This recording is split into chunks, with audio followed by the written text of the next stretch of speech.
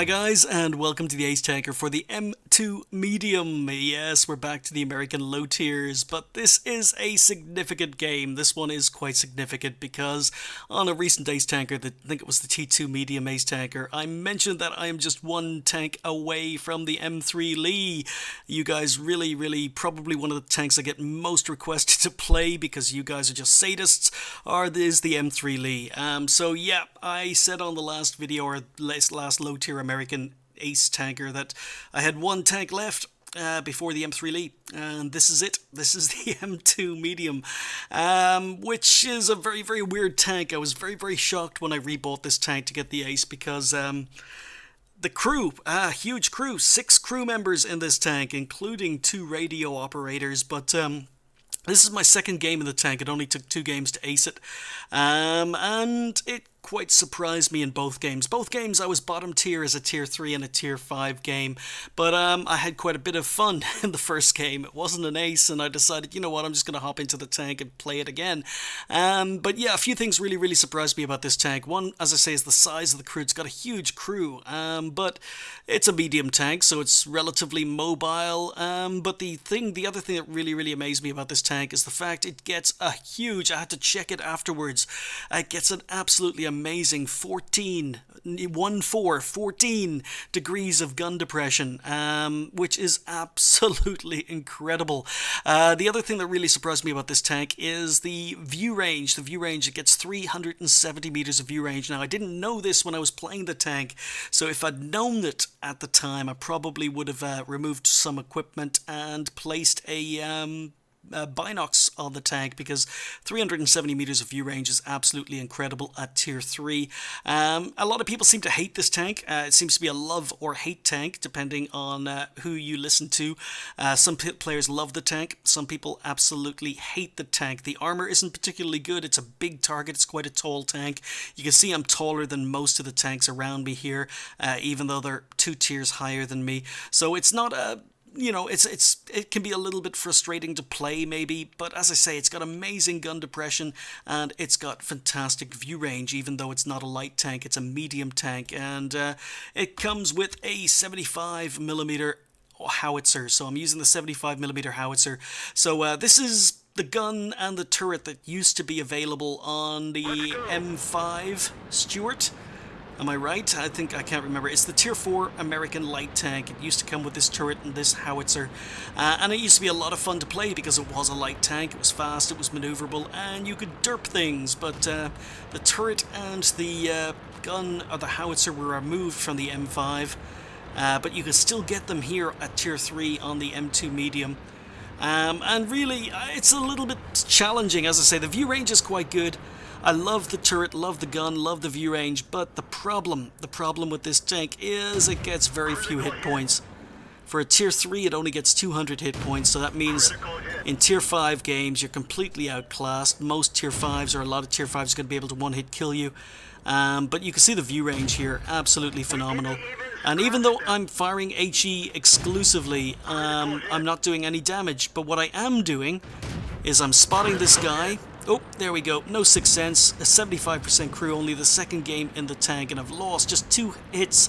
I've lost half my health, so very poor survivability. But with the view range, it means you get a lot of assistance damage. And in addition to that, because you're firing HE at maybe higher tier tanks, you can earn, if you can pen and do damage to higher tier tanks, you can earn a lot of XP and credits. And even if you can't pen them, what you can do is you can just take little chunks out of them and track them. That's what I'm trying to do here.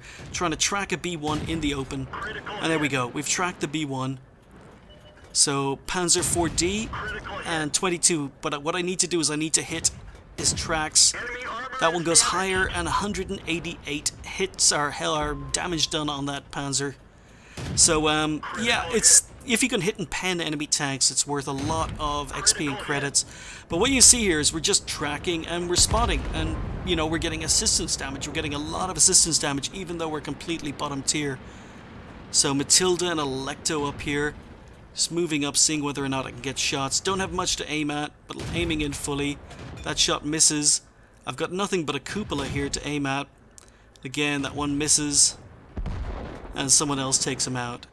But that was actually assistance damage. I didn't realize I was the one spotting him, but gonna focus maybe on the hill now. We seem to be quite comfortable. As I say, I'm quite aware I'm bottom tier. Oh, OI, and 0 damage here. This guy needs 75 millimeters of penetration. Land that one on his engine deck.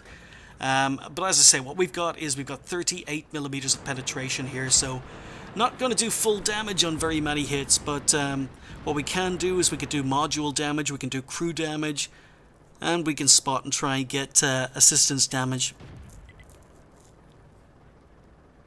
So just waiting for targets of opportunity. Nothing to shoot at on the ridge yet. But Churchill looks as if he's climbing. So here we go. 61, that's fine, but what I want to do is I want to track this guy. And that looks like a track to me. So 0 damage that time, but we're keeping him tracked. 20 damage. Now, these are HE shots, so they're probably tracking him each time. Thought that was going to be a kill, but 0 damage. And someone else takes him out. So lots of track assistance damage there done to the Churchill. Electo comes, and I can pen the Electo, but this T-34 has decided I have to die. Trying to kill the Electo. Get one more in, only 82 damage, but yeah, this is where the tank is a problem, and it's one of the reasons people hate it, is because this is a tier 5 medium, and I don't have a chance in hell of getting away here. So, yeah. Yeah, a little bit of a disappointing end to the game. Again, this was a game I'd originally planned to put out Halloween week, but yeah, I died, and it was an ace tanker. Now, thankfully, our team did manage to win this game, but the game goes on for another 5 minutes. So I'm not going to subject you to a tank sitting in a bush for 5 minutes. But believe me, we did win the game. We did win the game in the end. But we picked up the ace. We also picked up a Confederate in our second game in the tank. I don't even remember playing this tank's first time round. But the turret and the derp gun reminded me of the M5 Stuart so much I decided, you know what, I'm going to keep it. It's not as fast. It's fast enough. It's maneuverable enough. But it's not as fast and maneuverable as the M5 Stuart. But yeah, I just have so many fond memories of the derp gun. And even in a tier 5 game, even though a lot of people absolutely hate this tank, it's got, you know, very little survivability. It is a medium tank, so it doesn't get the camo bonus that light tanks do. I still think this tank could do a job, even as bottom tier in a tier 5 game like this was. In fact, both games I played were tier 5 games, and I thought the tank did quite well in both.